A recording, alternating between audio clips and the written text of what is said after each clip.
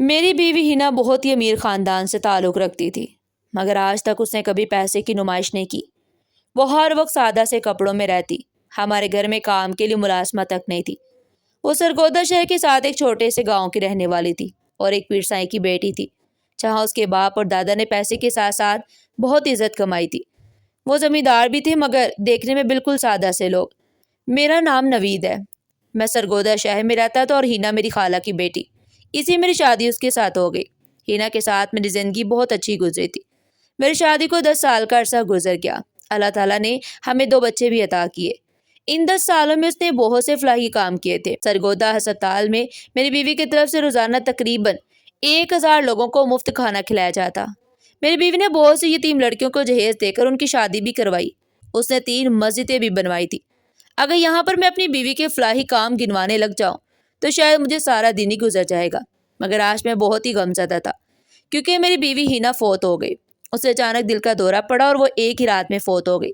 خاندان والے ابھی تک حیران تھے کیونکہ ہمارے گھر میں سکون ہی سکون تھا۔ ہم دونوں کے درمیان عام شادی شدہ جوڑوں کی طرح کبھی لڑائی جھگڑا بھی نہیں ہوا تھا، مگر ہونی کو کون ٹال سکتا ہے۔ اس کو بھی اچانک ہی دل کا مرض لاحق ہو گیا اور وہ اپنے وقت پر چلی گئی۔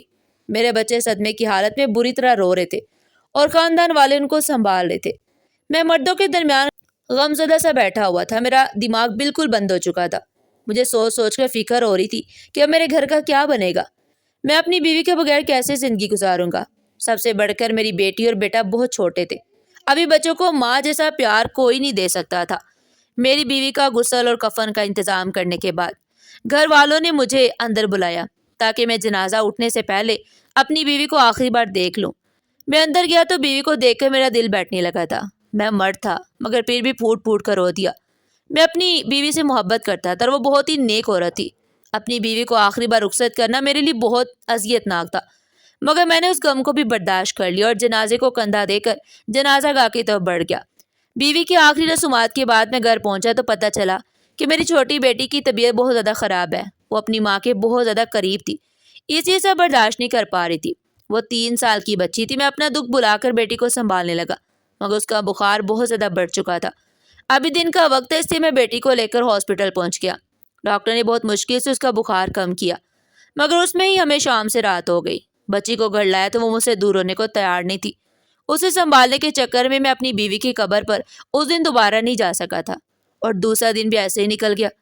2 دن بعد میری بیٹی کی حالت سنبھلی تو میں نے دن کے وقت اسے سلایا اور خود بیوی کی قبر پر پہنچ گیا۔ میں جیسے ہی قبر پر پہنچا مجھے دیکھ کر قبرستان میں موجود 2 کتے مجھے دیکھ کر بھونکنے لگے اور اچانک میری بیوی کی قبر پر پنجے مارنے لگے۔ میں نے ان کتوں کو بھگانے کی کوشش کی مگر وہ مسلسل بھونکے ہی جا رہے تھے اور ان کی آنکھوں میں شاید مجھے آنسو بھی دکھائی دے رہے تھے۔ میں نے بہت مشکل سے ان کتوں کو وہاں سے بھگایا تھا۔ اس کے بعد میں سر جھٹک کر بیوی کی قبر پر فاتحہ پڑھنے لگا اور کچھ دیر بعد اٹھ کر گھر چلا گیا۔ گھر میں ابھی مہمان موجود تھے، میرے بہن بھائی بھی میرے گھر میں ہی رہ رہے تھے، ابھی اور جاننے والے بھی تعزیت کے لیے آ رہے تھے۔ اب میں روز بیوی کی قبر پر 1 گھنٹے کے لیے ضرور جاتا مگر جب بھی بیوی کی قبر پر جاتا وہ دونوں کتے قبر کے پاس آ کر بھونکنے لگتے۔ میں نے ڈرا کر وہاں سے بھگا دیتا مگر مجھے یہ بات پریشان کرنے لگی۔ میں گھبراہٹ کا شکار ہونے لگا کہ نہ جانے میرے جانے کے بعد میری بیوی کی قبر کے ساتھ ہی کتے کیا کرتے ہوں گے۔ میں نے اپنی بیوی کی قبر بھی کچی رکھی تھی۔ قبر پکی کرنا یا اس پر سنگ مرمر لگانا گناہ تھا، لیکن اب مجھے یہ بات پریشان کر رہی تھی کہ کچی قبر کو وہ کتے کھودنے نہ لگ جائیں۔ میں گھر جانے سے پہلے بھی بار بار ان کتوں کو وہاں سے دور بھگاتا اور جب تک گھر رہتا تب بھی مجھے اپنی بیوی کی قبر کی فکر ستاتی رہتی۔ میں نے زندگی میں کبھی کسی کتے کو ایسے قبر کی کھدائی کرتے ہوئے نہیں دیکھا تھا۔ میری بیوی کی قبر بہت اچھی بنی تھی اور قبر کی کھدائی میں بھی کوئی مسئلہ نہیں ہوا تھا۔ پھر نہ جانے کیوں وہ 2 کتے میری بیوی کی قبر پر ہر وقت منڈاتے رہتے تھے۔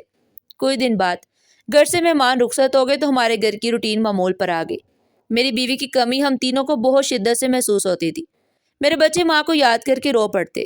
میں نے اپنی ملازمت پر جانا شروع کیا تو گھر پر اکیلے بچوں کا رہنا مشکل ہو گیا۔ میں نے گھر پر ایک ملازمہ رکھ لی۔ وہ عورت میری مرحومہ بیوی کے گاؤں کی رہنے والی تھی۔ وہ بیوہ اور بے اولاد تھی، اس لیے اس کو میں نے اپنے بچوں کا خیال رکھنے کے لیے گھر میں رکھ لیا۔ وہ بچوں کو بہت پیار سے سنبھالتی تھی۔ بچے اس کی وجہ سے کچھ نارمل ہونے لگے تو میں مطمئن ہو گیا۔ میں نے بیوی کی قبر پر جانا معمول بنا لیا اور میں فرصت سے وہاں جاتا اور کافی دیر بیٹھ کر وہاں تلاوت قرآن پاک کرتا رہتا۔ وہ 2 کتے اب بھی مجھے دیکھ کر میری بیوی کی قبر پر منڈلاتے رہتے اور بھونکتے ہوئے مجھے متوجہ کر کے میری بیوی کی قبر کھودنے کی کوشش کرتے۔ شروع میں تو میں غصہ کر کے انہیں بگاتا رہا تھا، مگر اب میں سوچنے پر مجبور ہو گیا کہ وہ سب قبریں چھوڑ کر میری ہی بیوی کی قبر پر کیوں آتے تھے، لیکن قبر کو بلا وجہ کھولنا بھی ممکن نہیں تھا۔ ایک ناسمجھ جانور کی حرکت پر میں اپنی بیوی کی قبر نہیں کھول سکتا تھا۔ میں کتنے ہی دن ان کتوں کی بات سمجھ کر نظر انداز کرتا رہا، مگر میرا دل بری طرح بے چین رہنے لگا تھا۔ راتوں کو بھی میں سونے کی کوشش کرتا مگر مجھے نیند نہیں آتی تھی۔ ایک رات سویا تو خواب میں دیکھا کہ میری بیوی ایک کوٹری میں بند تھی اور کوٹری میں ہر جگہ آگ لگی ہوئی تھی۔ میری بیوی بہت زیادہ پریشان سی رو رہی تھی، مگر کچھ بول نہیں پا رہی تھی، لیکن اس کی بے بسی مجھے محسوس ہو رہی تھی، اور اسی وقت میری آنکھ کھل گئی۔ آنکھ کھلی تو میرا پورا وجود پسینے سے شرابور تھا اور میں بری طرح کانپ رہا تھا۔ میں کتنی دیر بستر پر سر پکڑ کر بیٹھا رہا۔ میری بیوی تو بہت نیک اور اللہ والی عورت تھی۔ مجھے لگا کہ میں سارا دن اپنی بیوی کی قبر کے بارے میں سوچتا رہوں، اسی مجھے یہ خواب آیا ہے۔ میں اس خواب کو صبح ہونے تک بھول گیا اور زندگی کے معمول میں الجھ گیا۔ مگر اگلے دن میں قبر پر گیا تو وہی دو کتے پھر سے قبر پر بیٹھے ہوئے تھے۔ انہیں دیکھ کر مجھے اپنا خواب یاد آ گیا اور میں نے بنا سوچے سمجھے انہیں مارتے ہوئے وہاں سے بھگا دیا۔ مگر جب رات کو سویا تو پھر سے وہی خواب آیا۔ اس بار میری بیوی آگ اور دھوئیں کی وجہ سے بے حال سی کوٹری میں گری پڑی تھی اور میں باہر کھڑا سب دیکھ رہا تھا۔ میری آنکھ کھلی تو مجھے بے حد پریشانی ہوئی۔ میں سمجھ نہیں پا رہا تھا کہ میں اس معاملے کی گہرائی تک کیسے جاؤں۔ میں اگلے دن صبح مسجد چلا گیا اور امام صاحب کو اپنی پریشانی بتائی۔ پہلے تو امام صاحب نے دو کتوں کی بات سن کر مجھے یہی سمجھایا کہ وہ جانور ہے جو نہ سمجھی میں ایسی حرکت کر رہے ہیں۔ تم چند روز کے لیے کچھ کانٹے دار جھاڑیاں کاٹ کر اپنی بیوی کی قبر پر پھیلا دو تاکہ جانور وہاں تک نہ پہنچ پائیں۔ مگر جب میں نے اپنے خواب کا ذکر کیا تو امام صاحب نے چونک کر مجھے دیکھا۔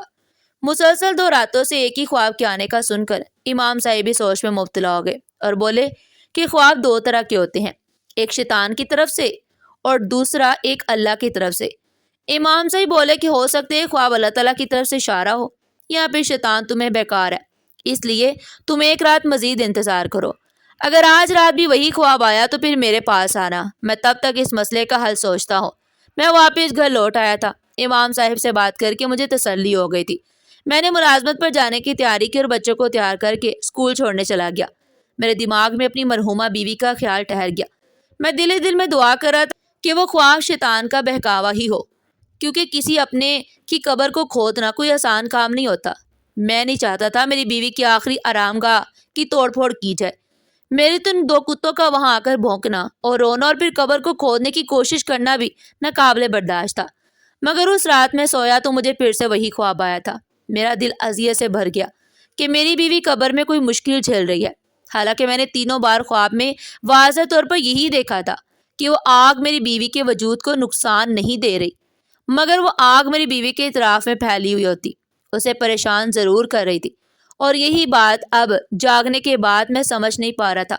میری بیوی نیک عورت تھی، ایک پیر گھرانے سے تعلق رکھتی تھی، اس نے کبھی کسی غیر مرد کو نہیں دیکھا تھا۔ میں نے شادی کے بعد اسے کبھی نماز چھوڑتے بھی نہیں دیکھا تھا۔ اس نے بچوں کو بھی اسلامی تعلیمات دی تھی اور میرے ساتھ بھی بہت وفادار تھی۔ پھر نہ جانے کہ اس کی قبر میں سکون نہیں تھا۔ میں تیسری بار خواب دیکھ کر اتنا بے چین ہوا کہ میں صبح تک جاگتا رہا تھا۔ صبح کی اذانیں ہوئی تو میں جلدی سے اٹھا اور وضو کر کے مسجد کی طرف روانہ ہو گیا۔ میں نے نماز ادا کی اور امام صاحب کے فارغ ہونے کا انتظار کرنے لگا۔ نمازی اٹھ کر جانے لگے تو میں اٹھ کر امام صاحب کے پاس چلا گیا۔ میں بولا کہ امام صاحب، میں نے رات بھر سے وہی خواب دیکھا ہے۔ میں بے چینی سے امام صاحب سے بولا کہ وہ مجھے کوئی حل بتائیں تاکہ میری بیوی اپنی قبر میں سکون سے سوئے اور مجھے بھی وہ خواب تنگ نہ کرے۔ امام صاحب گہری سانس بھر کر بولے کہ اس کا اب آخری حل یہی ہے کہ قبر کھول کر دیکھا جائے۔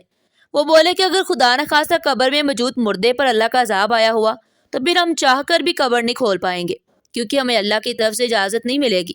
لیکن اگر کوئی اور وجہ ہوگی تو ہم قبر کھول کر دیکھ لیں گے اور پھر شاید کوئی حل بھی نظر آ جائے۔ امام صاحب کی باتیں میں رونگٹے کھڑے کر دیے تھے۔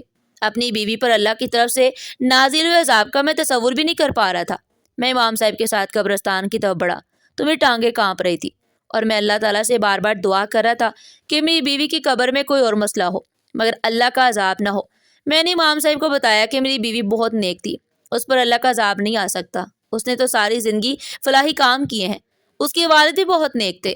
امام صاحب بولے کہ دلوں کا راز صرف اللہ جانتا ہے اور اللہ بڑے سے بڑا گناہ معاف کر دینے والا ہے، وہ غفور الرحیم بھی ہے اور اللہ تعالیٰ چھوٹے سے گناہ پر سخت پکڑ کرنے والا بھی ہے۔ اس لیے انسان کو کہا جاتا ہے کہ ہمیشہ سنبھل کرے، چھوٹے سے چھوٹا گناہ جس سے بچ سکتا ہے بچے، چاہے وہ گناہ اس کی نظر میں معمولی سا ہو، کیا خبر وہ اللہ کو سخت ناپسند ہو۔ میں خوف میں مبتلا امام صاحب کے ساتھ قبرستان پہنچا تو آج بھی وہی دو کتے مجھے دیکھ کر پھر سے بھونکتے ہوئے میری بیوی کی قبر کھودنے لگے۔ میں نے بگانے کے لیے آگے ہوا تو امام صاحب نے کہا، ان کو مارنا مت، ہو سکتے ان کو اللہ نے یہ سب کرنے کا حکم دیا ہو، اس لیے حرام سے ان کو ہٹاؤ اور جس جگہ کو یہ کھود رہے ہیں پہلے وہی جگہ کھود کر دیکھو۔ امام صاحب کی بات پر میں ٹھٹک گیا اور سر ہلا کر آگے بڑھا۔ میں نے کتوں کو ہٹا کر ان کتوں کی نشان لگی جگہ پر مٹی ہٹانا شروع کی تو کتے بھی آرام سے ایک طرف بیٹھ گئے۔ میں دل میں درود شریف کا ورد کرتا قبر کھول رہا تھا۔ جب میں اسی جگہ کی گہرائی میں پہنچا تو مجھے جھٹکا لگا۔ وہ منظر دیکھ کر میرا کلیجہ پھٹ گیا تھا۔ میں چیخ مار کر قبر سے دور ہو گیا۔ امام صاحب جو میرے پیچھے ہی کھڑے ہوئے تھے قدم بڑھا کر آگے اور قبر میں بنے اس گڑھے میں جھانکنے لگے۔ امام صاحب بھی ساختہ استغفار کا ورد کرنے لگے جبکہ میں بچوں کی طرح رو پڑا تھا۔ مجھے یہی غم کھائے جا رہا تھا کہ میری بیوی اتنی تکلیف جھیلتی رہی تھی پر مجھے کچھ خبر ہی نہیں ہوئی۔ میں غم سے روتا جا رہا تھا جبکہ امام صاحب کا جسم کانپ رہا تھا۔ اس دن میں نے جو اپنی مرحومہ بیوی کی قبر میں دیکھا تھا وہ میری زندگی کا سب سے بھیانک منظر تھا۔ زندگی بھر اپنے گھر والوں کو آرام و سکون برا بستر دینے والے لوگ اپنے پیاروں کی موت کے بعد کتنے بے بس ہو جاتے ہیں۔ میں بھی ان کتوں کو دیکھ رہا تھا جو مجھے پہلے روز سے اشارہ دینے کی کوشش کر رہے تھے مگر میں الٹا انہی کو مار کے بھگا دیتا، مگر وہ نہ سمجھ جانور پھر بھی میری مدد کرنا چاہتے تھے۔ مولوی صاحب نے مجھے دیکھ کر پوچھا کہ کیا تم نے کبھی محسوس کیا کہ کسی نے تمہاری بیوی کی قبر کو کھود کے یہ حرکت کی ہے؟ میں نے امام صاحب کو بتایا کہ میں روزانہ بلا ناغہ اپنی بیوی کی قبر پر آ رہا ہوں مگر میں نے اس قبر پر کوئی تبدیلی نہیں دیکھی تھی سوائے ان کتوں کے، مگر میں انہیں بھی یہاں سے بھگا دیتا۔ میری بات پر امام صاحب حیران ہونے لگے اور بولے کہ ایسا بھی نہیں ہو سکتا کہ قبر کھودے بغیر یہ سب کیا گیا ہو۔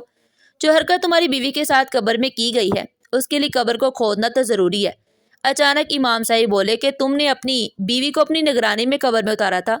ان کے سوال پر میں نے ہاں میں سر ہلایا اور کہا کہ میں چاہے جتنا بھی غم زدہ تھا مگر جب میری بیوی کو قبر میں اتارا جا رہا تھا میں وہاں موجود تھا، اس سے اس کی کوئی گنجائش نہیں تھی، تب یہ حرکت کر دی گئی۔ امام صاحب نے مجھے اسی وقت پولیس کو بلانے کا کہا۔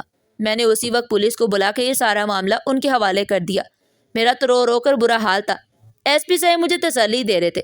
پولیس نے غورکن سے تفتیش کی اور پھر پولیس کے 6 اہلکار سادہ کپڑوں میں قبرستان کی نگرانی کرنے لگے تھے۔ مسلسل 13 دن کی نگرانی کے بعد میری بیوی کے مجرم پکڑے گئے اور اس روز کچھ لوگ ایک عورت کا جنازہ لے کر آئے تو اسی رات قبرستان میں آئے تھے اور اس نئی قبر کو کھودنے لگے تھے۔ پولیس اہلکار جو قبرستان میں چھپے ہوئے تھے انہوں نے ان 2 لوگوں کو پکڑ لیا، یوں وہ مجرم پکڑے گئے تھے۔ پولیس والوں نے مجھے تسلی دی کہ اب قبرستان میں کوئی ایسی حرکت نہیں ہوگی، مگر مجھے پھر بھی سکون نہیں آ رہا تھا اور میں بلا ناغہ روز اپنی بیوی کی قبر پر جاتا، اسے اچھی طرح سے دیکھتا اور پوری قبر کو ٹٹولتا تھا کہ کہیں دوبارہ اس کے ساتھ ویسی حرکت نہ ہو جائے۔ میرے اندر کا خوف ختم نہیں ہو رہا تھا۔ مجھے ہر وقت وہم ستانے لگا کہ کہیں دوبارہ سے میری بیوی کی قبر نہ کھودی گئی ہو۔ میں نے دوستوں سے بھی یہ بات کی اور بولا کہ جیسے ہم زندہ لوگوں کے ٹھکانوں پر کوئی نہ کوئی نگرانی پر چوکیدار مامور کیا جاتا ہے، اس طرح قبرستان کے باہر بھی کسی کو موجود ہونا چاہیے تاکہ مرے ہوئے لوگ جو خود بے بس ہوتے ہیں کوئی ان کے ساتھ کچھ غلط حرکت نہ کرے۔ میرے دوست میری ذہنی کیفیت کو سمجھتے ہوئے ہاں میں سر ہلاتے رہے، مگر میں جانتا تھا کسی کو مجھ سے اتفاق نہیں تھا۔ لوگوں کو لگتا تھا کہ مرے ہوئے انسان اللہ کے حوالے ہو جاتے ہیں، اس لیے ان کی نگرانی یا حفاظت کی ذمہ داری ہم پر نہیں ہوتی۔ شاید سچ یہی تھا، مگر اب جو حالات پیدا کر دیے گئے تھے اس پر مجھے یہی لگتا تھا کہ ہمیں قبر کی بھی حفاظت کرنی چاہیے۔ میری حالت دن بدن بگڑتی جا رہی تھی۔